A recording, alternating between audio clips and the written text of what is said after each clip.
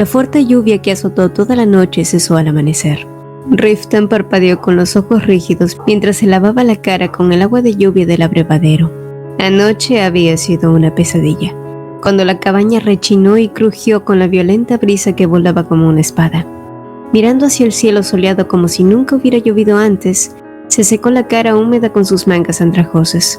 Aunque sus padres habían estado reparando la casa desde la primavera.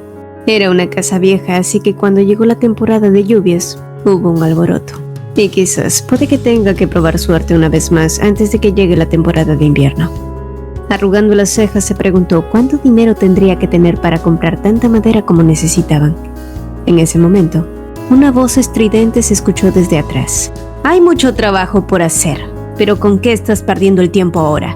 Contemplando la fragua mientras el sonido del martillo sonaba con fuerza, a través de la puerta que estaba abierta de par en par, vio un rostro enrojecido.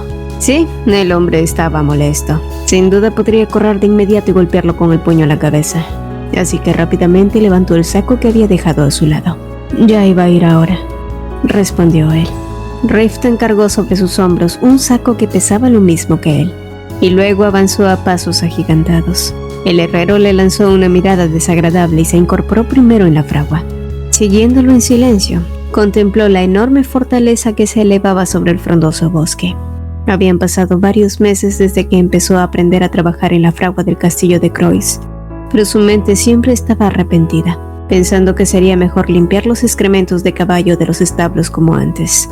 Incluso cuando trabajaba en los establos y estaba ocupado sin descansar, no se comparaba a la cantidad de trabajo en la fragua que estaba más allá de la imaginación. Cada amanecer, trituraba el mineral de hierro, abría una pila de leña, quemaba carbón en un horno y martillaba el metal hasta calentarlo. Luego el horno debía calentarse continuamente hasta que las llamas que salieran se extendieran por fuera.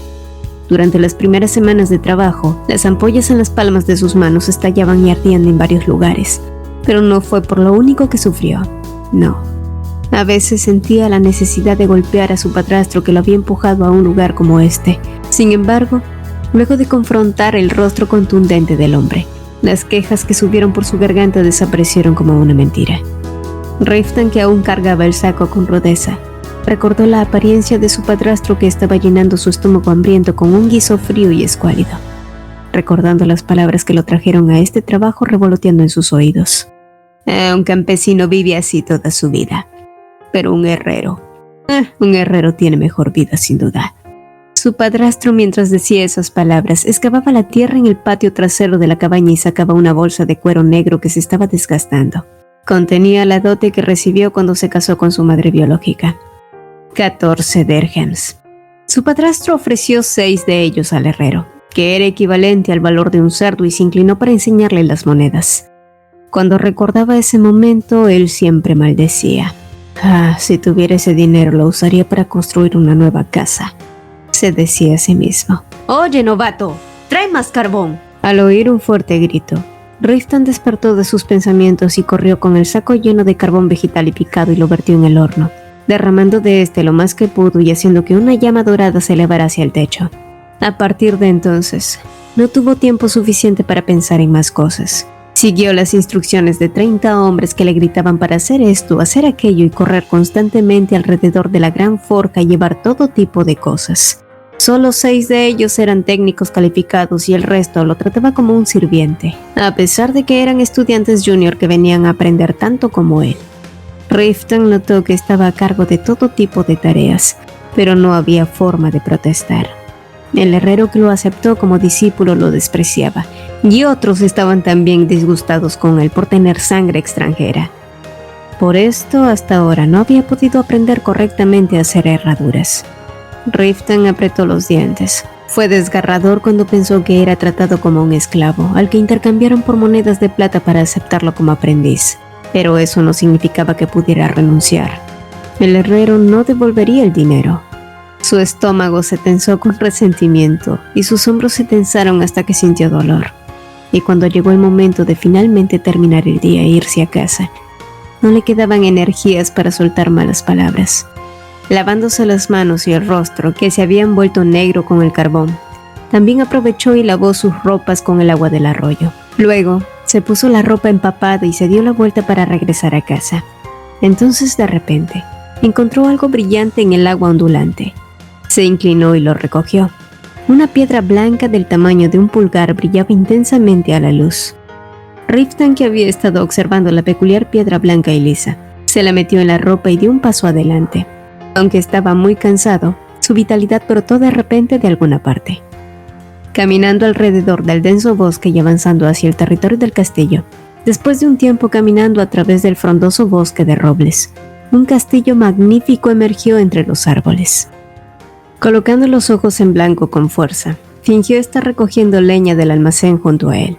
Después de un rato, pudo encontrar a la niña que buscaba en cuclillas y recogiendo algo en la esquina del jardín del edificio anexo.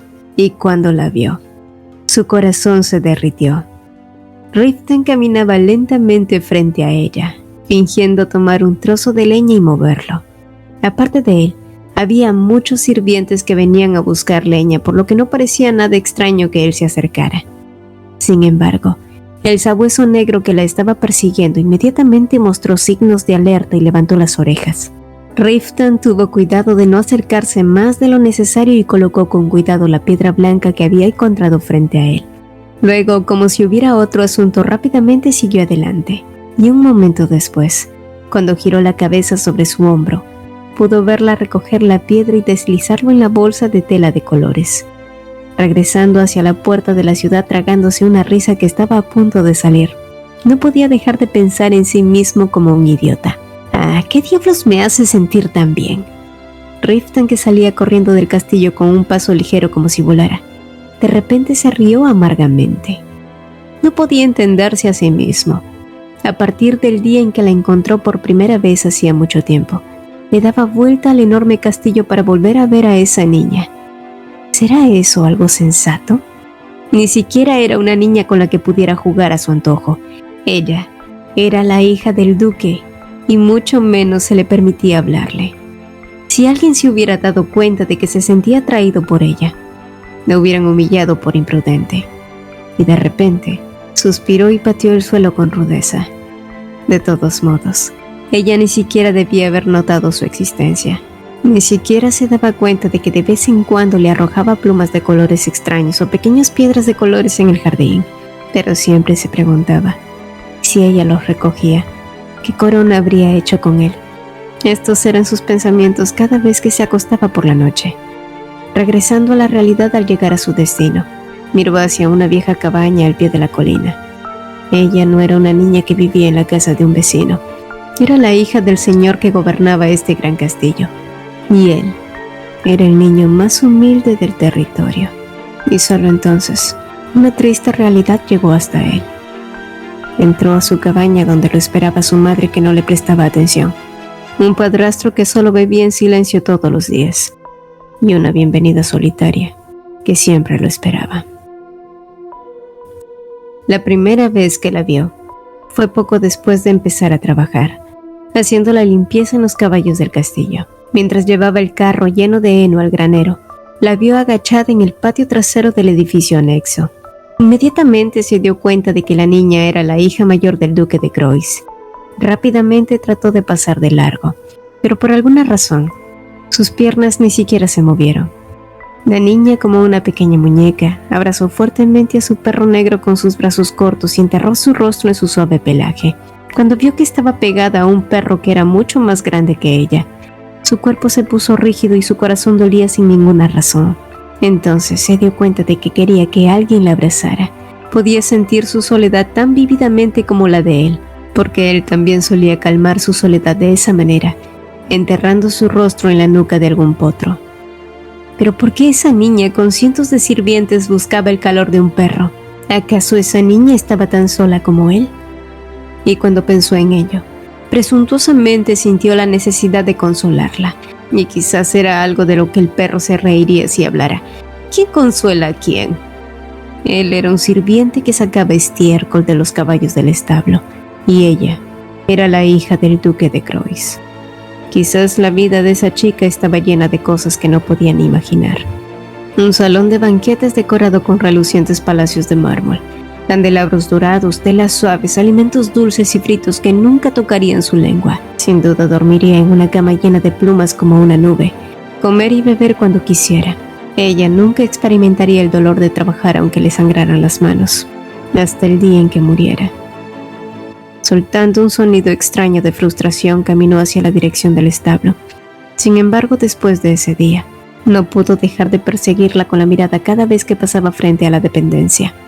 Ver sus hombros caídos o el cabello despeinado lo hacía sentir mal, y ver una sonrisa de ella lo hacía sentir mucho mejor. Cuando no la veía, se preocupaba de si estaba enferma, y de repente se había convertido en una presencia indispensable que solo con verla llenaba su día y alejaba la soledad. Riften se burló de sí mismo, poniendo el carbón que se había tostado en el horno ayer por la noche en un saco. Por un lado, sabía que solo creaba fantasías sobre la soledad de la niña para que él pudiera escapar de su propia realidad. Simplemente se proyectaba a sí mismo a voluntad y, de hecho, era posible que la niña ni siquiera se sintiera sola. Todo era solo una ilusión de él. Y ella pasaba sus días felices y divertidos. La idea de que sus descuidados regalos le agradaran también era un deseo inútil. Ella podría conseguir tantas gemas reales como quisiera. Y después de crecer un poco más, se olvidaría del hecho de que alguien había recolectado alguna vez piedras blancas para ella.